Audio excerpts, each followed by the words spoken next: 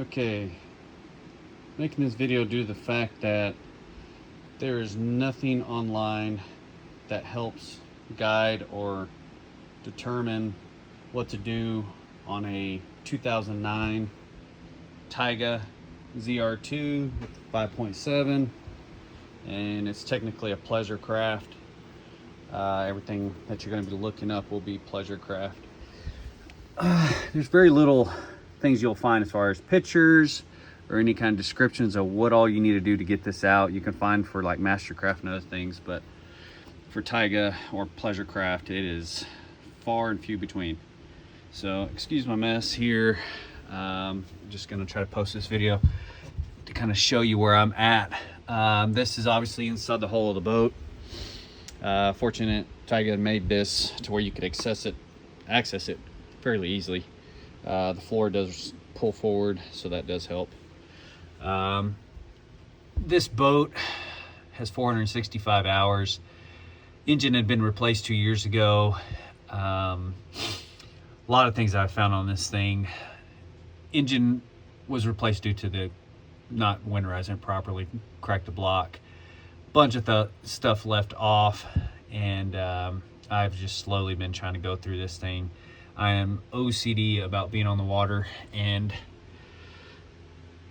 wondering what stuff was done properly. So it's winter or falling into winter, so I thought to go ahead and pull this thing apart and fix some leaks. So the reason behind this is every time we would take it out, we've probably taken it out 6 or so times since we purchased it. I could open this up and it would be completely full of transmission fluid. You can see it right there. And it was flinging it over here on the side. And you would just constantly have to add transmission fluid like right here. There's a little dipstick there. My understanding, this is my first Vdrive. You got a Vdrive, and then you have almost like which is your transmission. And it just obviously you got your typical selections, forward, reverse, neutral.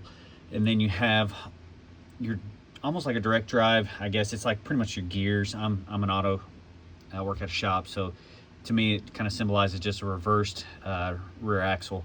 Shaft comes through it, makes a coupler on the top, which is this little guy right here, makes contact with it, and gives that prop the power it needs. Somebody had already replaced with the wet seal here, so I probably won't be going any farther. I was considering replacing that while I was here due to the fact of how hard it is to get to it. It's not extremely difficult. It is very time consuming just because all the crap you gotta move out of the way. I've only been working on it probably about 4 or 5 hours now, if that. And I'm just kind of buttoning up, cleaning things while I'm here. This was completely covered in transmission fluid. So just real brief, you're gonna, this was already preset as far as there's a lot of engine alignment you have to do. So what I did is just disconnected this. This is the water side. So here is water coming in, and you can see right there where it comes to the bottom of the boat. Comes through, goes through the direct drive or Vdrive, through it, comes out a nozzle, goes back up, and that goes directly to the engine. And I assume this wet seal, from what I've looked up, is with that water system, create some type of pressure here or something to cool this off. I'm not fully up to date on that. I haven't gone any farther with research on that, but from just the looks of it, that's what I see. You got a also transmission cooler, just like on a car. Water goes through it, keeps it cool. It goes through some type of heat exchanger. There's your out. Here comes the in right here. I got it tucked up away from there. Comes in through the top of the transmission, and it's just like a big loop. Keeps that transmission nice and cool, I assume. Very little wires go to the transmission. You got some neutral safety switches, I assume that's what that is. Of course, like I said, that's the cooler side of it. Not much else that goes to it. These wires are all here. This is for all the bilge pump system. I just moved it out of the way because I didn't want to completely remove the shaft because that requires a special tool to get that prop off, and it was kind of a booger, and I just didn't want to mess with it. I could do it by just pulling this plate here back and just pulling the whole unit. Now, what I'll show you in a minute is that the transmission connecting to the Vdrive, there's 2 hidden bolts, because the way I anticipated to do this was I was going to pull them separately. I wound up pulling them together, and that is not for the light of heart. It is extremely heavy to try to get it up and over this and outside the boat without damaging anything. I laid a bunch of towels and a yoga mat on top of there. That I will not be doing again. And you'll see here in a minute where I've got it separated. Do it separately if you don't want to pull a prop, or just if you're by yourself. I do 90% of the stuff, well, everything by myself. I'm just kind of one of those type of people, just like to kind of be left alone in my shop and do my own thing. So this is actually like a flex plate. To me, it resembles just like a normal flex plate, or even a pressure plate on a clutch. It's got 4 bolts, just like a typical mounting system on a regular engine, and of course you got some springs there to kind of damper everything. I did check to make sure those were moving freely. All my bolts, which I was concerned with, are in there. By the looks of everything else on this, I was definitely going to check that, because there's been a lot of crap left off of this thing. There's also 2 mounts, which you'll see here, 2 bolts, 9/16 that hold those. That's actual goes directly to the side of the transmission. Very easy to get the bolts out. There's 2 to the side of the transmission, 2 here to hold it on there. There's a little space split. I just left them there. There's no sense of pulling them out and laying more crap around the floor. Same thing with these, same design. You see these 9/16, they're same back there. And this right here, I just swiveled out of the way because it was just easy. Once again, one last thing I have to do. Shifter cable, I left that just kind of tucked away to the side there. Very simple. I can't remember what side. I think it's 3/8 to pull that off. I just left it at the setting that it was at. And like I said, this is all very self-explanatory, and getting all this cleaned up. Not much else in here. I will say, if you are ready to pull this line, which you kind of will have to, instead of you want to work around it the whole time, these are the fuel lines. I have not found a way of getting these things off without just cranking and cranking on it with a pry bar. My leg was right here holding this, pressing it. It is a bear to get this off. If you've ever mixed with this type of fuel line, we use it at work for like flatbed farm trucks and stuff. This stuff does not budge friendly. It has got a large thick metal mesh that rolls through our wire, that rolls through the entire kind of like a conduit. Does not make that thing any way simple. You can tuck every type of pick you want in there. It is not budging. It is only coming off of brute strength. So get ready for that. Like I said, this is just a video, pretty basic, just to kind of show you what I'm dealing with, because I just can't find anything else out there. And this also, for me, like I get on YouTube and do, it just kind of helps you see the way this stuff looks. That's just a little junction box, like an inverter. This is kind of just the back side of the engine. And I'll show you the engine real quick. Like I said, excuse my mess. There's this bracket that goes over the top of the actual Vdrive itself, and that bracket goes from here to here. It mounts between these 2 guys here. 2 bolts go through there. That's all 5/8. It looks like 9/16 and 5/8 is going to be everything you use on this thing. Of course, being standard, not metric. And another thing, if you don't have, I actually have an A-frame, but didn't want to use it, mess with moving that thing around because it's huge. Or I could have used my lift also, but the easiest thing, this is a metal frame that goes around here. Just get you a 2x4, strap it to keep your engine from falling. Once you pull that off, that would create a nightmare if you didn't do that. This thing is tight and holding quite a bit of weight. Like I said, excuse my ghetto spark plug wire there. Like I said, this thing was makeshift together, all kinds of crap. I do gotta fix that one. This is not anything to do with it, but I noticed these guys, it looks like some type of oil sending unit. It has one that's already connected. I don't know what these are. I assume other models have a function and they just use the same harness, just like a GM would too. They just kind of use all the same harness and add stuff to it. So I've already done both fuel pumps. This one down here, which is fun to do. And then also there's fuel filter, which one was not done also. This boat supposedly had all kinds of maintenance done. Nothing besides an oil change. Had the original filter on it, fuel filters from 2009, which left us stranded on the lake one day. So like I said, here is that water system for that seal. Like I said, just describing it, I'm assuming it's just providing pressure and keeping that seal cold from overheating against there, or just also a positive pressure. I will be winterizing and adding a, which is right here, a new impeller. It does have good pressure, but once again, I just don't trust the work that was done to this boat. And this is the 343 horsepower setup for this. I'll move right along. Excuse my mess. This is what I got going on.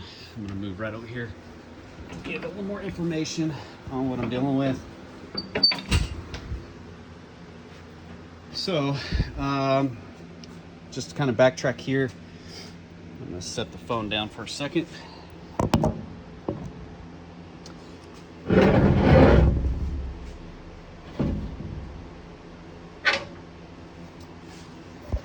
Said a lot of this can be done with fancy tools and all that. I've never had to pull apart a Vdrive or gear system on a new Tige. This is my first boat, Vdrive type boat or wake boat. I've had a bunch of runabouts with outboard setups, which are kind of their own nightmare. This seems to be a little easier, just kind of learning, because once again, there's no instructions. If you can see, all I did is pull my prop out to the very farthest point, and that gave me enough room to get everything out. So that's just one less thing I have to do. Not very difficult. It does take a little bit of kind of just finagling to get that to come out. I was just pulling on it with my arms. I did give a few love taps with a rubber mallet to kind of get that thing going. But pretty much if you're looking, well, this is going to be the engine side. So this spline will slide right directly into that flywheel or flex plate, whatever you want to call it. I was getting red transmission fluid leaking out of this thing every time we take it out to the lake. It was just filling up that floor. I was constantly having to come in here to the dipstick. So if you would be looking down at this technically, if you were sitting inside the boat, you would be looking directly down at this engine sitting right here, engine sitting right there. Here's, like I said, this is going to be all your transcooler here and here, outlet, inlet, neutral safety switch. If you did want to see here, I'll show that. It makes it a little bit easier to see. And like I said, I got this reversed here, just the way I have it laid out. I pulled this thing completely out while they were mated together. I do not recommend that unless you want to blow out your back or a hernia.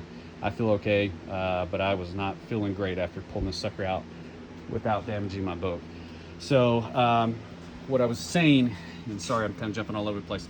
There is a total of, what do you see there? 8 bolts. These guys here at the bottom are going to be the hidden ones you can't see, and that's why I couldn't get it out, because I was trying to pull this guy out before pulling this, because I knew of the weight it was going to have behind it. Definitely, you can get to this stuff, pull that, get this out of the way, and makes your life. This slid right out. I was really surprised with how dirty the splines were. I cleaned these up just a little. It slid right out. I mean, there was nothing, there's no dowel pins to hold this thing in there. So you got 4 bolts for here, here, and here, 5/8, that are going to be kind of holding this into that bell housing, just like an engine. It's going to kind of go up. They're all accessible, very easy. Here's your mounting brackets to your leveling or transmission mounts, is what I would consider those. And there's a shift lever, all basic stuff. So what I'm going to be replacing is seeing if this seal here is serviceable, because you can see that it's wet all in here, and inside my bell housing it was full of transmission fluid. I will be trying to replace this seal as well, and I'm trying to go as fast as possible so this video is not terribly long.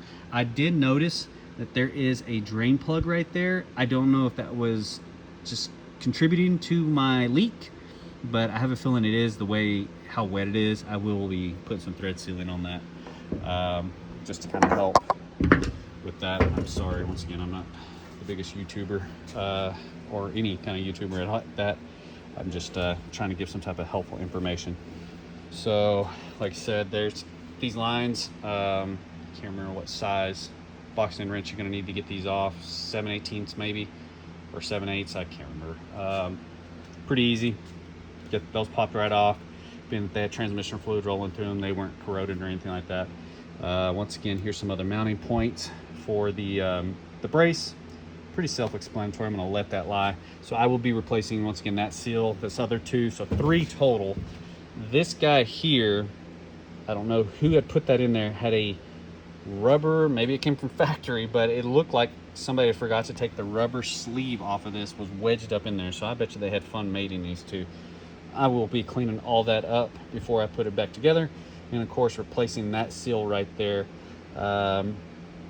This dirt and grime, the dirt obviously you know where that came from, but the grime is from me just PB blasting the tar out of it, trying to get this thing loose. Once you get it out, I just use the, you know, just a typical, if you got a lead punch, it would make your life probably not ding it up as much. Where was it at? Just kind of, you know, boogered it up a little bit. I'll clean all that up.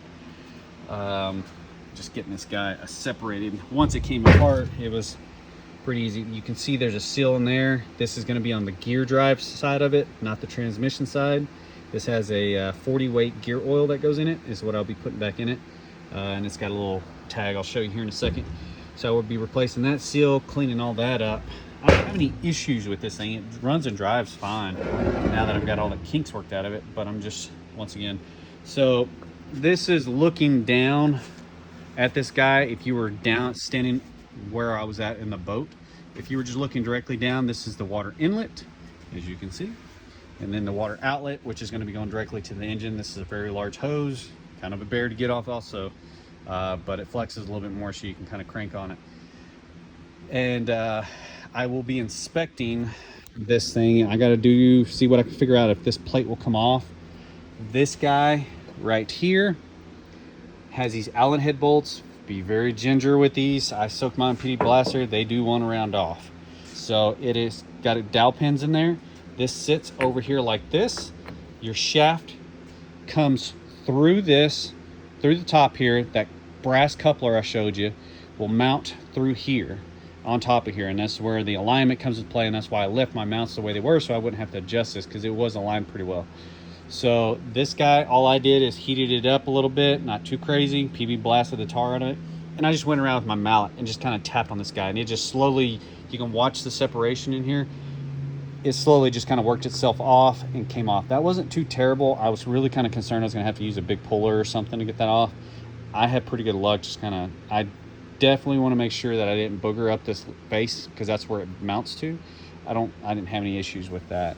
I will be trying to clean up these nuts and bolts, these washers and everything that go to that, because of being an Allen head wrench, which I'm not the biggest fan of.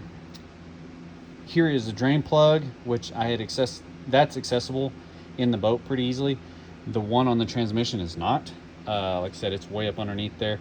And this thing has got these little, and if you can't see, when I first got this boat, I can tell that they changed it for a reason. It was clear because I think this thing has some type of moisture problem. I don't know if it's got a leak in here getting into that oil, but you see how milky it is?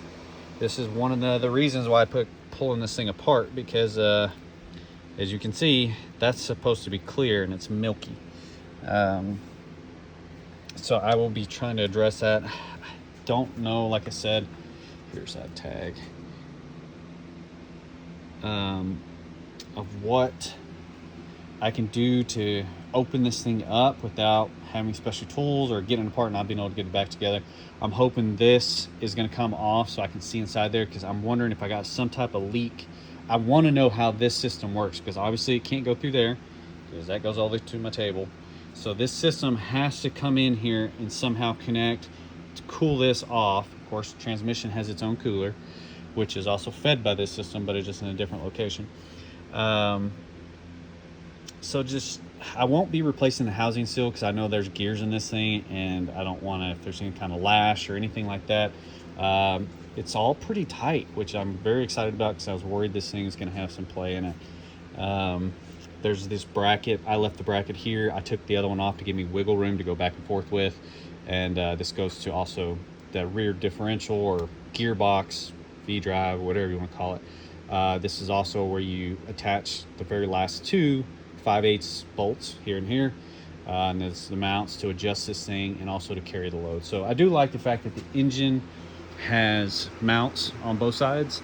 The transmission has mounts, and the Vdrive also has mounts. So this thing's nice and sturdy in there. This is where I was having a transmission fluid all the dang time.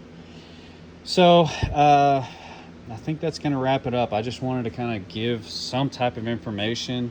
See, and it says PCM. I thought that was a manufacturer, but pleasurecraft, from everything I found, is the manufacturer of this, not Tige. Good luck. You type in Tige, you will not find anything. It had a bunch of people talking online about different things and ideas of their stereo system, but you will not find mechanical help on one of these boats. It is far and few between. It's just, I just don't know if the company is just not big enough to where there's enough out there, and that's where I kind of had a little buyer's remorse with this guy. I did get it for a great price, but it has had a number of problems.